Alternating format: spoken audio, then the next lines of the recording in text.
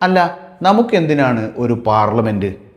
ഇവിടെ നിന്ന് തിരഞ്ഞെടുക്കപ്പെടുന്നവരും അല്ലാത്തവരുമായ പാർലമെൻറ്റ് അംഗങ്ങൾക്ക് ഇരുന്ന് ജനങ്ങളുടെ പ്രശ്നങ്ങൾ ചർച്ച ചെയ്ത്, രാജ്യത്തിൻ്റെ പ്രശ്നങ്ങൾ ചർച്ച ചെയ്ത്, നിയമനിർമ്മാണം നടത്തി പ്രജാക്ഷേമ തൽപരരായ ഭരണാധികാരികളായി വിരാജിക്കുന്നതിന് വേണ്ടിയാണ് അങ്ങനെയൊരു പാർലമെൻറ്റ് മന്ദിരം സ്ഥിതി ചെയ്യുന്നത്. അത് ജനാധിപത്യത്തിൻ്റെ ശ്രീകോവിലാണ് എന്നൊക്കെയാണ് നമ്മൾ പണ്ടേ പഠിച്ചിട്ടുള്ളത്. എന്നാൽ നമുക്കൊരു പഴയ പാർലമെൻറ്റ് കെട്ടിടമുണ്ടായിരുന്നു. ഏതാണ്ട് വൃത്താകൃതിയിലുള്ള ഒരു പഴയ കൊളോണിയൽ കെട്ടിടം ബ്രിട്ടീഷുകാരുടെ കാലത്ത് പണിതതാണ്.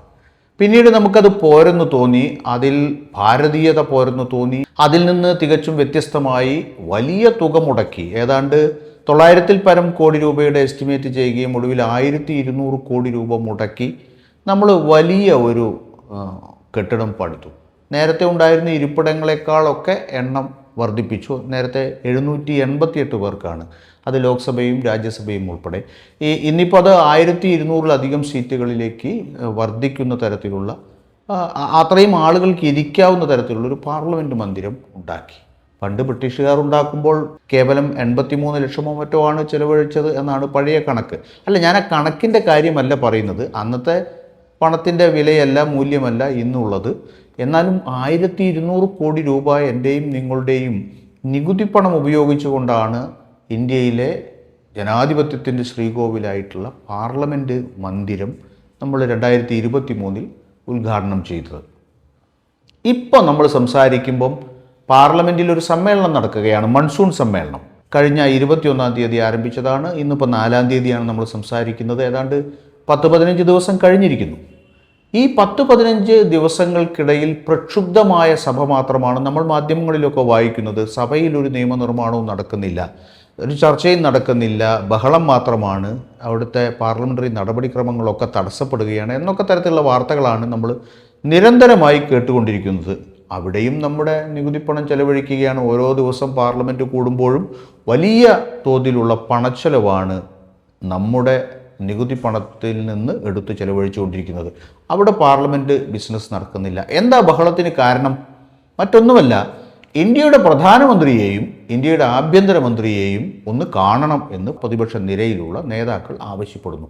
എന്നാൽ ആ ഭാഗത്തേക്ക് കടക്കില്ല എന്ന ദൃഢനിശ്ചയത്തിലാണ്, വാശിയിലാണ് ശ്രീ നരേന്ദ്രമോദിയും ബഹുമാന്യനായ ആഭ്യന്തര വകുപ്പ് മന്ത്രി അമിത്ഷായും.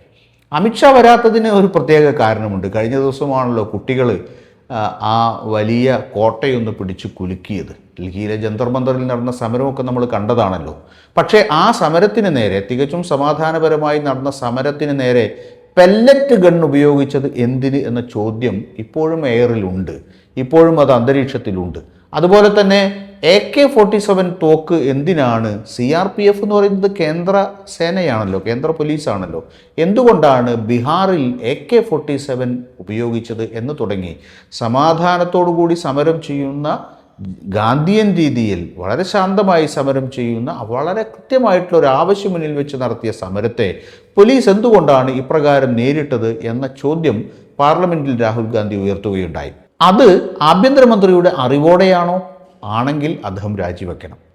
അതല്ല, ആഭ്യന്തരമന്ത്രി അറിയാതെ ആരോ ഉത്തരവിട്ടു, ആരോ വെടിവെച്ചു എന്നാണെങ്കിലും ആഭ്യന്തരമന്ത്രി രാജിവെക്കണം എന്നതാണ് നില.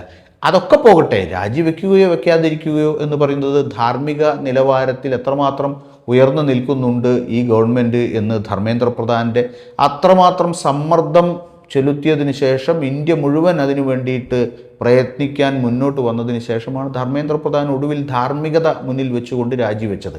ആ ധാർമ്മികതയുടെ കാര്യമൊക്കെ അവിടെ നിൽക്കട്ടെ. ഇവിടെ വിഷയം പെല്ലറ്റ് തോക്ക് ഉപയോഗിച്ചതും AK-47 തോക്ക് ഉപയോഗിച്ചതും എന്തിന് എന്നുള്ളതാണ്. ആരുടെ ഉത്തരവിൻ്റെ അടിസ്ഥാനത്തിൽ എന്നുള്ള ചോദ്യത്തിന് ആര് മറുപടി പറയണം? ഇന്ത്യൻ പാർലമെൻറ്റിൽ വന്ന് ആഭ്യന്തരമന്ത്രി അമിത്ഷാ മറുപടി പറയണം. മറുപടി പറയുന്നില്ല. അതുമാത്രവുമല്ല, അദ്ദേഹം സഭയിലേക്ക് വരുന്നേയില്ല. എന്നാൽ പ്രധാനമന്ത്രി, ഇതിൻ്റെ എല്ലാം ഉത്തരവാദിത്വമുള്ളയാൾ, അതിൻ്റെ ഏറ്റവും ചിഫ്റ്റനായിട്ട് നിൽക്കുന്നയാൾ എന്ന് പറയുന്നത് ഇന്ത്യയുടെ പ്രധാനമന്ത്രിയാണല്ലോ. അദ്ദേഹം വരുന്നുണ്ടോ? അദ്ദേഹവും പാർലമെൻറ്റിലേക്ക് വരുന്നില്ല. അദ്ദേഹം മാധ്യമങ്ങളെ കാണുന്നുണ്ടോ? ആ പതിവ് അദ്ദേഹത്തിന് ഇല്ല.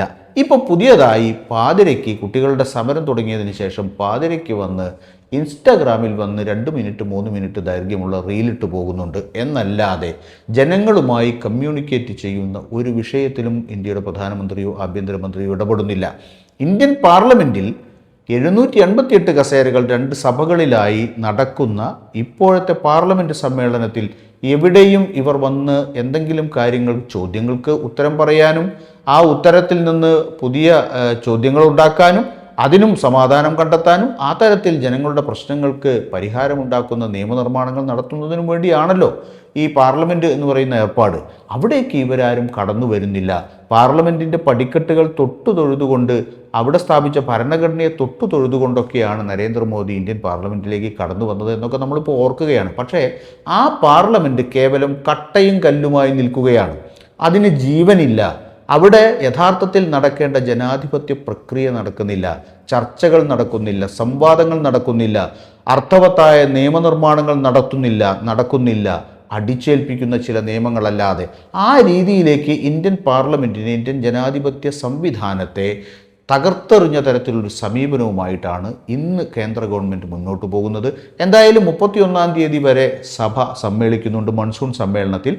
ആ ദിവസങ്ങൾക്കിടയിൽ എപ്പോഴെങ്കിലും ഇവർ രണ്ടുപേരിൽ ആരെങ്കിലും ഒരാളോ അല്ലെങ്കിൽ രണ്ടുപേരോ വന്ന് ഇന്ത്യ ചോദിക്കുന്ന ചോദ്യത്തിന് എന്തിനു വെച്ചുവെടി, ആര് പറഞ്ഞിട്ട് വെച്ചുവെടി എന്ന ചോദ്യങ്ങൾക്കൊക്കെ ഇന്ത്യയുടെ ആഭ്യന്തരമന്ത്രി ഉത്തരം പറയേണ്ടതുണ്ട്.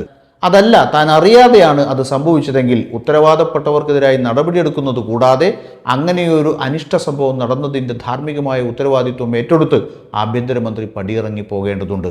പക്ഷേ എന്താണ് സംഭവിക്കാൻ പോകുന്നത് എന്ന് നമുക്ക് കാത്തിരുന്ന് കാണാം.